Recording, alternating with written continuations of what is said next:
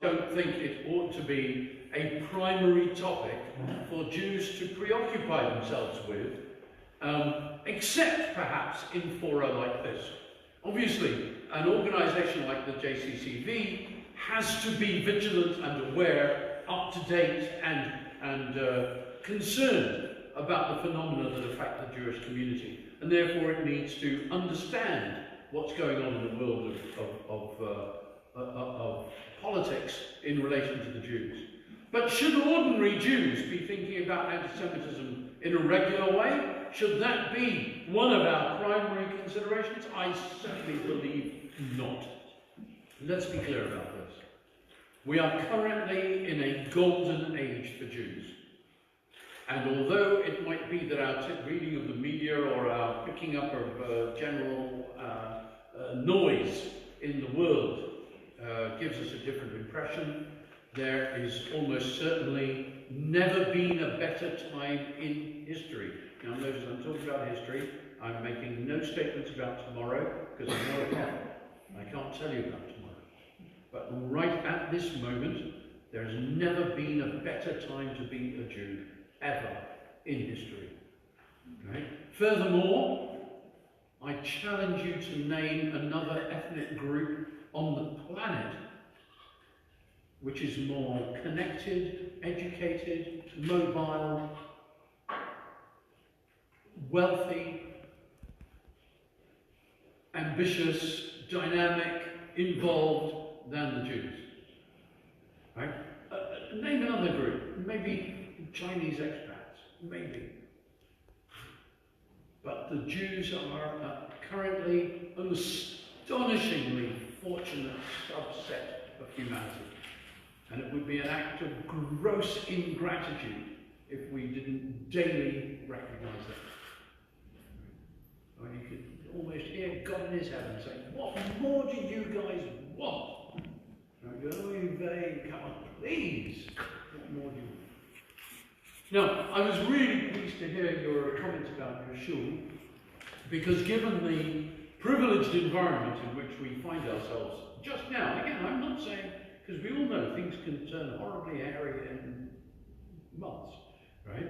So I'm not saying anything about the future, I'm just talking about right now where we are, right?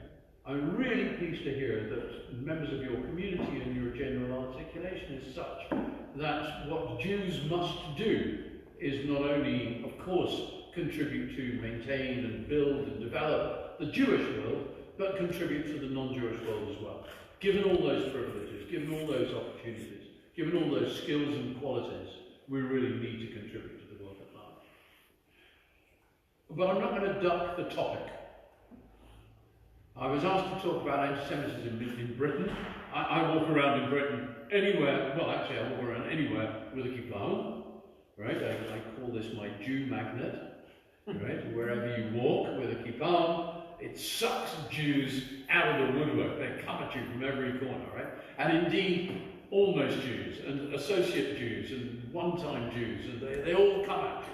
They go, oh, are you Jewish? Well, my sister's married to a Jew, right? Oh, my uncle used to be Jewish, and all that stuff. You get it coming at you.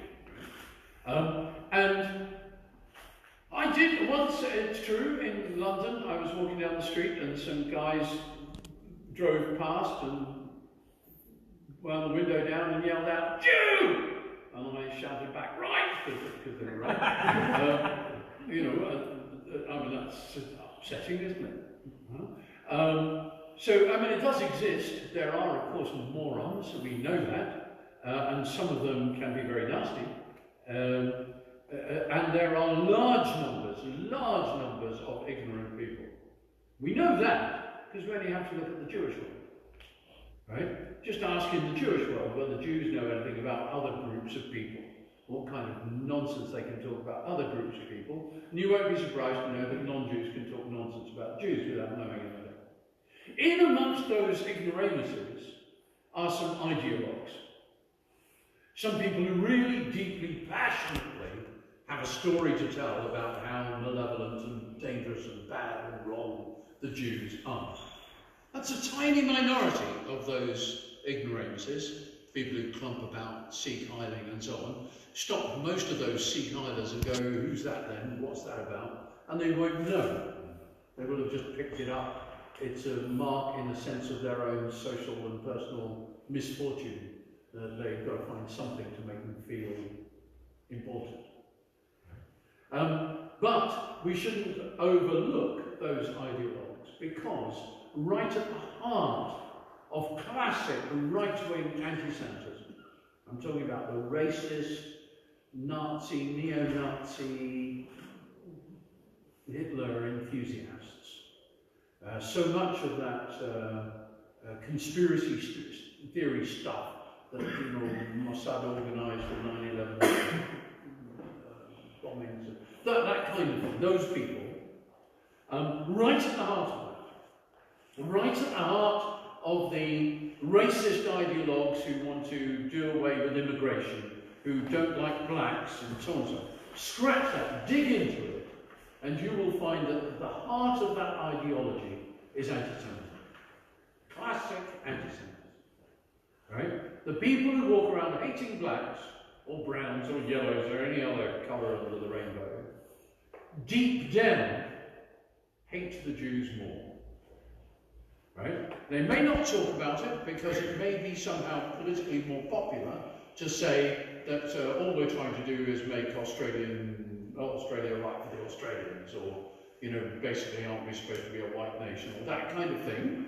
And you think that it's about contemporary immigration or new communities or something, but right at the bottom of that is classic anti-Semitism. Classic right-wing racist anti-Semitism. It's around, it's there, it's deep, and it's not the stuff of, I don't know what you have here in Australia, but the kind of Doc Martin booted skinhead type who mouths those things but never really heard those ideas. Those are deep in the ideological heart of those movements and organisations. You hear it more overtly, I think, in the United States. The United States has a long, proud record of out and proud white racists. They have no difficulty, putting on their CV that they were once Grand Wizard of the Ku Klux Klan. Right? Most people in Britain, I imagine most people in Australia, would feel rather embarrassed about such a thing, keep it to themselves, but not in the States. But nevertheless, there are such people, I'm sure, in Australia as there are in Britain.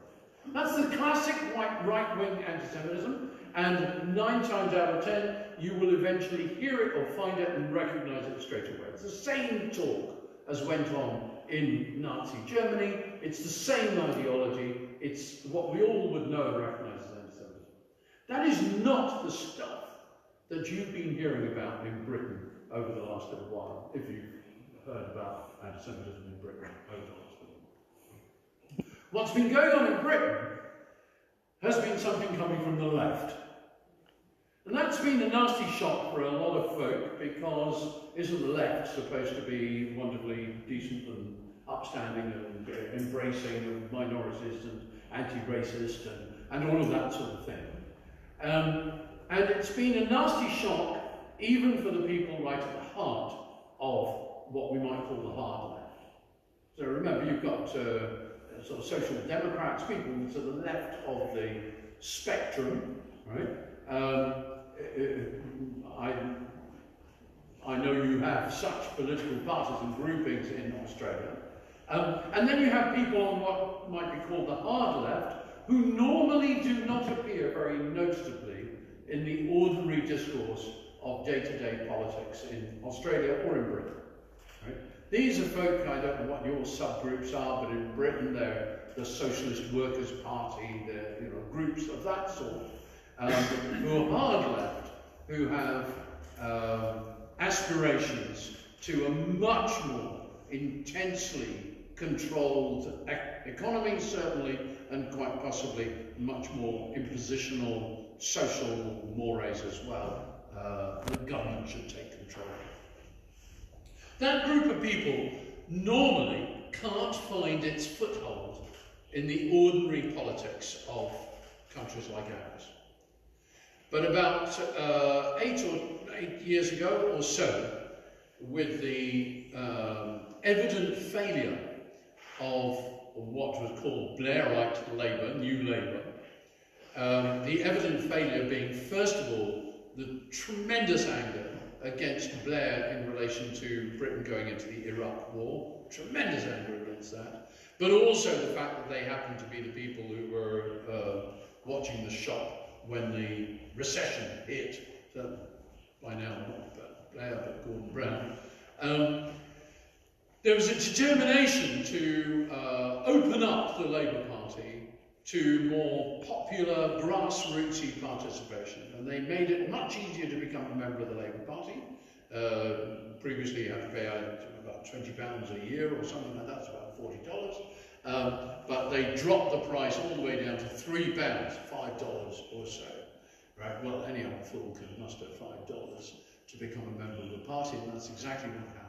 And all of the groups that had previously been unable to find their way into the Labour Party, right, because they had previously been members of the Communist Party of Great Britain, or the Socialist Workers' Party, or Vanguard, or all of these various different hard left groups, were suddenly allowed to become members. And they poured in their hundreds of thousands, right? The Labour Party, by this point then, had a membership of well over 500,000. It dwarfed the membership of other political parties. Most people in Britain don't belong to a political party. I don't know how it is in Australia. So when the next party leadership process came into being, they voted en bloc for a hard-left candidate. He was an obscure backbencher who had marked himself out only by two things. One, he was an exemplary constituency MP, that is, he got voted for in huge majorities every year for 30, 40 years. And two, he had been a regular dissenter from Labour policy, that is, he voted against Blair time and again because he felt it was all compromise and not proper left-wing stuff. And Jeremy Corbyn, became leader of the party, and very quickly started to bring in other people who were sympathetic to him, who also were supported, of course, by this grassroots thing. It's a very interesting phenomenon whereby the leader of the party was, in the vast majority, not supported by the members of Parliament of that party. So it's important to remember that there was 250, 300 Labour MPs, and the vast majority of them did not rate or want or agree with Jeremy Corbyn. But they couldn't get past this mass membership, mass movement that voted for him.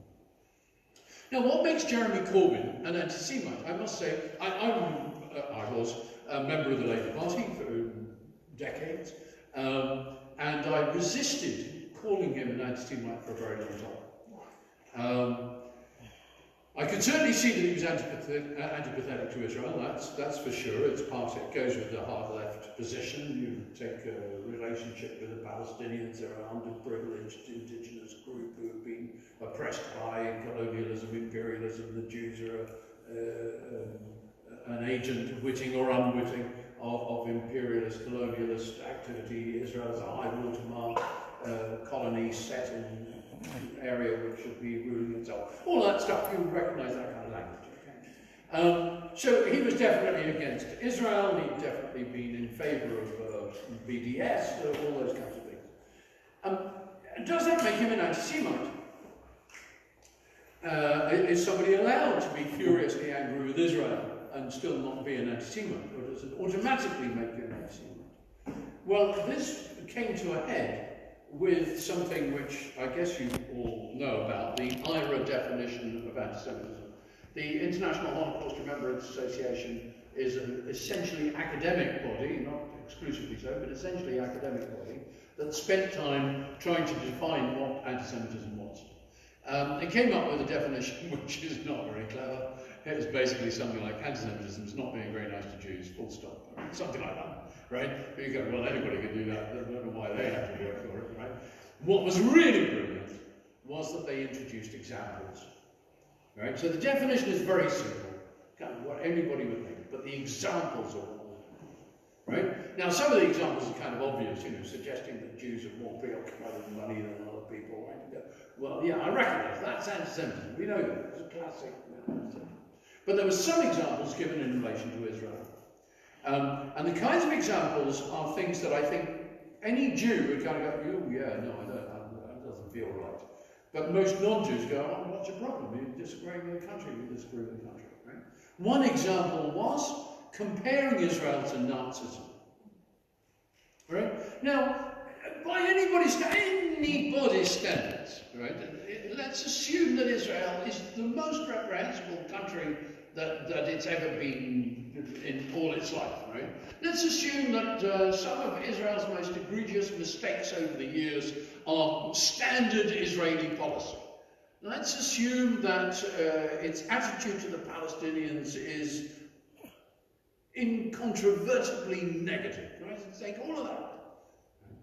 That still doesn't make it like Nazis, right? That's a whole other thing. Right? Nazis did Auschwitz.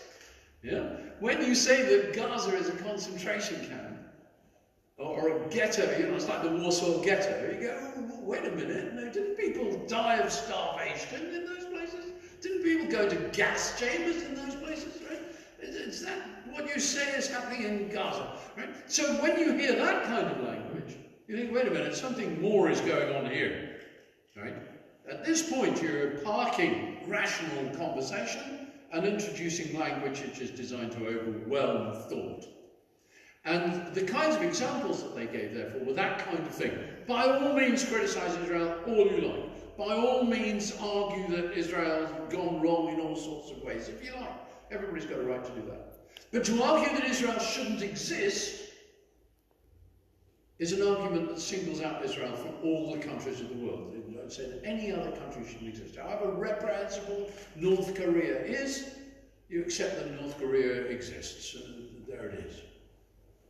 Right? To argue that it shouldn't exist, therefore, singles it out, has to be anti-Semitic. Right? Well, the Labour Party and Jeremy Corbyn fought furiously over that. In fact, the Labour Party adopted it very early, but Jeremy Corbyn didn't want to adopt it as Labour shadow cabinet policy. And right up until the 11th hour, Corbyn resisted the inclusion of the 3 or 4 examples related to Israel. How could Corbyn do this? Well, the first thing I would say, and this is the gospel according to Clive, and you all know enough about the gospels to know you don't have to believe them, right? Okay? But I would say that Corbyn is stupid. Right? I just don't think he's very bright. This is often the case with ideologues. They get told something when they're 16, right? And they go, oh, is that really true? And then after that, they can't think for themselves. That's the end.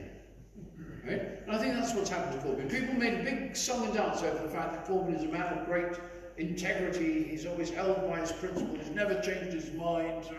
It seems to me somebody who's never changed their minds in 40 years is a bit worrying. Right?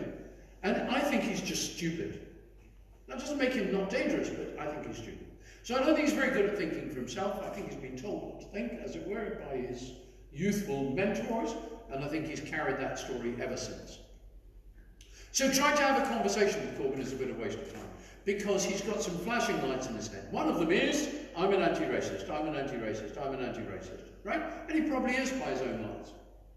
Well, let's be clear about this. Corbyn never, ever, ever would want Jews taken off to gas chambers or something like that. He's not a Nazi anti-Semite. Corbyn would be appalled if anybody in the Labour Party said, I think we should enact legislation against the Jews. He'd be horrified. He's an anti-racist. You don't do that. Right? Therefore, he cannot understand how anybody can think that he's being antipathetic to Jews. Because he wouldn't wish any Jew harm. In fact, you may be interested to know, some of his best friends are Jews. Right? So, what is it then that makes him an anti-Semite and makes it possible for me now, I hope a fairly rational commentator, to say that he is an anti-Semite? And this is a most interesting thing, I think. It goes back to 1789, folks. Have you got your history books out? 1789. Does the date trigger anything for you? What happened in 1789? French Revolution. French Revolution. Thank you very much. Where did that come from? Excellent. The rest of you all going, no, I'm Australian. Okay. France, country next to England. Okay. French Revolution. French Revolution happened in 1789, and the resultant assembly that was set up, the National Assembly that was set up. Obviously, you have a revolution. There's all kinds of urgent matters that have to be considered and discussed. What was the most urgent matter facing the National Assembly of the French Revolution? The first topic they had to discuss: shall we make the Jews citizens? The very first topic. You'd think they'd be trying to kind of sharpen the guillotine or figure out what to do with the prisoners who came out from the Bastille, or, shall we deal with the king? No! Can we make the Jews citizens? Right? Remember all that égalité, fraternité, liberté thing, right? Can the Jews be accommodated as citizens of this new country? This citizenry. And they debated and debated and debated, and finally came up with a formula that allowed them to make the Jews citizens, and it was this: to the Jews as people, persons, individuals, everything. To the Jews as a people, nothing. What's the problem for the French at this time, at the end of the 18th century, right? We cannot accommodate in our country blocks of people who claim to be somehow loyal to each other in a way in which they're not loyal to this new country. So if the Jews want to start behaving as a chunk of people called Jews, we can't accommodate them. But if they just want to be people, we're not going to discriminate against them because they're Jews. They're citizens. They have a right to be. Now that issue continues in France today. It is why France can have legislation forbidding people from wearing a hijab or even a kippah, a too large kippah. That's interesting. You can wear a hijab of any size and you're out, right? But a too large kippah or a too large crucifix or cross, right? These things are illegal in national government environments. You can't do that in a state school. You can't do it as a civil servant in an office. You can walk down the street if you want, right? You can't do it in a university, state university, all right? Because once you're doing that, you're saying, I'm not a French citizen, I'm a Muslim. I'm not a French citizen, I'm a Christian. And that's, you can't do it. That's this laïcité thing, laity, right? We don't do religion in France. As a result, by the way, the French can't tell you how many Muslims are living in France, because you can't ask that question. You're not allowed to, not nationally, not by the state, right? Very odd place altogether, but this is odd, right? This idea, to the Jews as individuals, everything, to the Jews as a group, nothing, I think is what underpins Corbyn and his ilk. If you want to look, I have no intention of discriminating against Jews. Because, they're people like everybody else. But start parading around like a subset of people, and then I don't know what to do. Right? Then we get all of that left-wing stuff about the bourgeoisie and the capitalists and the so on and so forth. Right? And this is no longer the citizenry cooperative that we hoped for.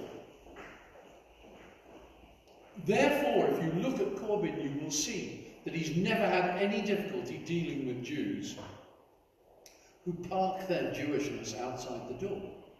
There's an organisation called Jewish Voices for Labour. This is a significant number of Jews in the Labour Party, right, who have stood up and said, he's not an anti-Semite, look, here we are. But the noticeable thing about that group of people is that they have never, ever connected to the Jewish world. Right? Why? Because to the Jews as individuals, everything. To the Jews as a group, nothing.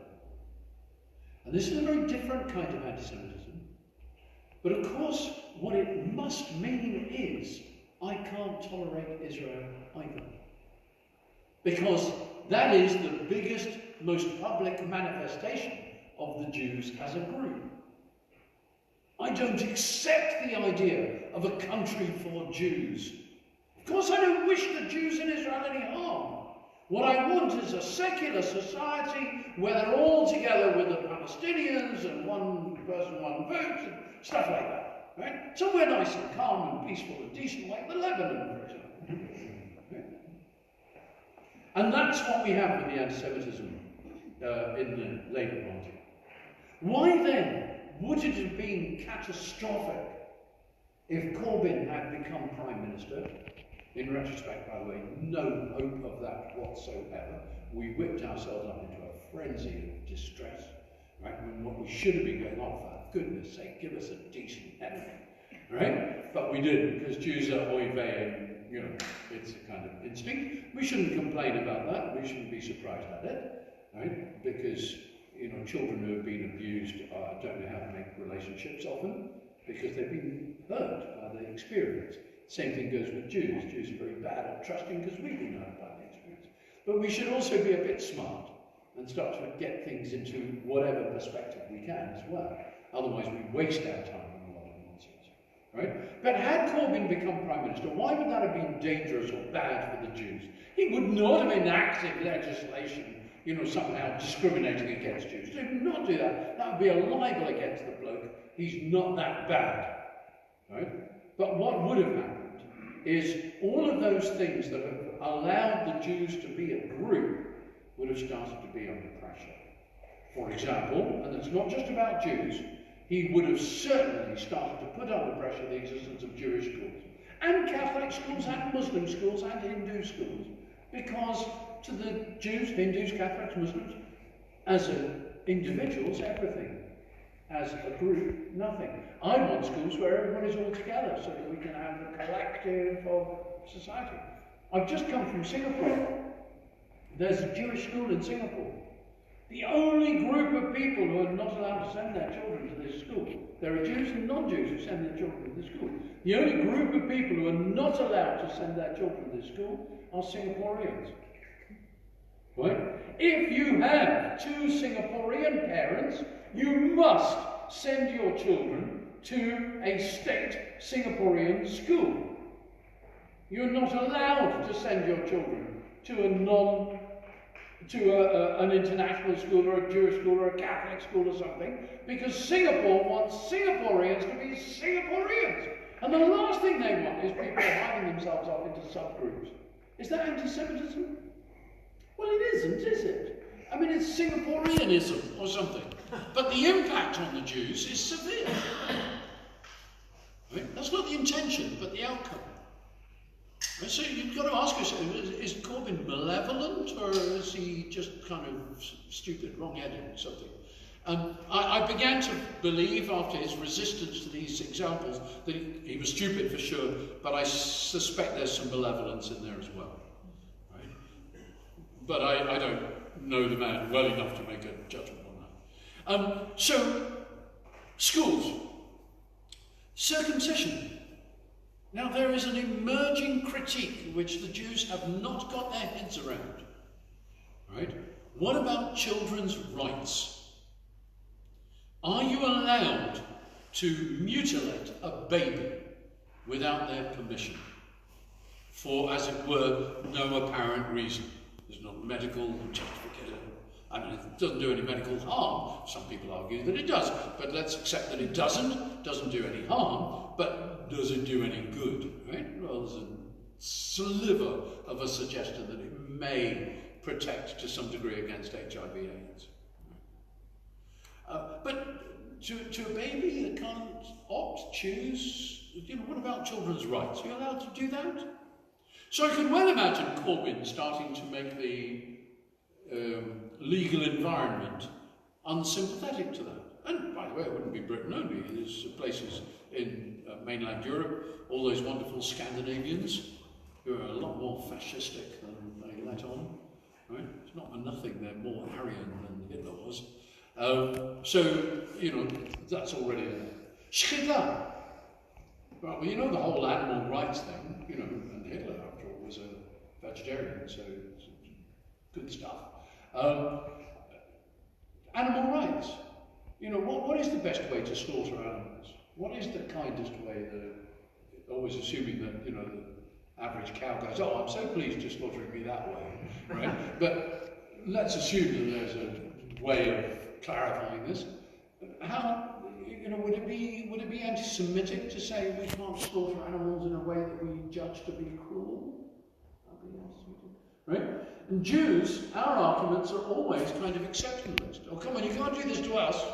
And frequently underpinned by the Holocaust. Remember what happened in Europe. It's not going to last, that kind of argument. It's not going to last. We're going to have much more robust and intelligent, positive. Why do we circumcise our children? Not just because we've got rights. There's something else going on. Right. So, I don't think we've been smart in our defences well enough. We've relied very much on a liberal political environment that is prepared to accept to the Jews as a group what they want. Right? I think we have to come up with better arguments. So, folks, is anti-Semitism a big deal? I don't think it is. It's certainly a pain in the neck. Right? France has its problems, but even in France, if you go to Paris, I don't know how many of you have been to Paris recently, but there's Jews walking around perfectly as if they have every right to be there, as indeed they do. Right? There's kippot on the streets and stuff like that. Now, there are areas of Paris that your average Parisian Jew wouldn't go to with a kippah on, or quite possibly even without a kippah on. But I don't know if there are areas in Melbourne that might be true about. I'm not sure, especially on a Saturday night. I don't know. So there are those challenges. Certainly, there are those challenges. But when we think about the Jewish world today, I believe firmly that we should be thinking about how we use and distribute and share and drive our privileges for the benefit of both the Jews and the world. That if we're not growing, we are diminishing. I mean, the rabbi said it a long time ago, if you're not increasing your knowledge, you're decreasing it. Nothing stands still, right? So as we know, all living things strive to thrive. There's no plant, there's no animal that says, yeah, this is okay, I'll stick with this. Right? They're all trying to reach the sun, they're all trying to take over territory, they're all trying to, and those that try, some of them survive. Now remember this, because I think we sometimes paint a false picture. At the time of the Shoah, the Jewish communities of Europe were dynamic, disorganized, like ours are now, really. They're all arguing and disagreeing and stuff, but vocal and pressing and pushing. German Jewry was right out there as Hitler came to power, right? Arguing about things, demonstrating, demanding, making alliances, connecting, all of that stuff. It was doing it all right. And yet it failed, of course, because nobody expected the savagery of Nazi Germany. Nobody expected. Any of those people go, I saw it coming. Come on, even Hitler didn't see it coming. He knew what he wanted, but he never really imagined he could achieve it until he could achieve it. Right? The idea that somehow we can second guess the future, to my mind, is one of the ways in which we can waste a lot of energy. We do need to be vigilant, but we should not expend our energies on trying to be over-vigilant. We need to have friends and allies. We need to have inspiring stories to tell. We need reasons for our young people to want to be Jews rather than just they can't think of an alternative. And we need to tell them that it can be here as well as there. That Jewish life belongs in Australia as much as it belongs in Israel or somewhere else. And we need to talk to them about their grandchildren, not about their grandparents. It is not the job of young Jews to be the curators of the Jewish Museum. It's the job of young Jews to be the creators of the Jewish future. We have to make that make sense for them.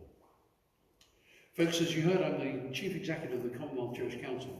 That brings together Jewish communities in 37 different countries across the Commonwealth, ranging from big ones like Australia. Really grateful to the recent heads of the Executive Council of Australia jury for their links with us. First Robert Goot, then Anton Block, and now Gillian Seaton. But Australia doesn't need the Commonwealth Jewish Council, right? Sri Lanka does. India does. Singapore might. These are the places in your own backyard. But there are also countries that don't need the Commonwealth Jewish Council but would love to have it, like Vanuatu, Tuvalu, Nauru, Kiribati, which are currently sinking under the waves. They are in the process of losing their homelands. They are in the process of thinking, is it possible to remain who you are if you don't have your place any longer? And does anybody care? Now, if Jews don't understand that, then I don't know who should. The Commonwealth Jewish Council has a campaign going on at the moment called Small Islands, Big Challenges. Right? I urge you to have a look at the CJC website, www.commonwealthcjc.org.uk, easy to find, and have a look at our Small Islands, Big Challenges. It's not the only campaign in the world. There's lots of other things that need doing. I was very pleased to hear of the work that you've been doing in relation to your own backyard challenges with the wildfires just now. Not because there's Jews involved, but because there's people involved, right? But we have these concerns. Australian jury is big and strong. What does it have to say to the Jews of Uganda? To the Jews of Zambia? To the Jews of Jamaica? Right, who are struggling along in eye-wateringly challenging environments. And you guys couldn't even I can't imagine spending time in for long and maintaining a Jewish life. And yet they do. Right? We should be giving our support to those folk. There are lots of different families we belong to. Right? You belong down here in the Pacific region. But you also belong by chance to this thing called the Commonwealth. And these are your Jewish communities. I'm really grateful to you for taking the time to listen to me.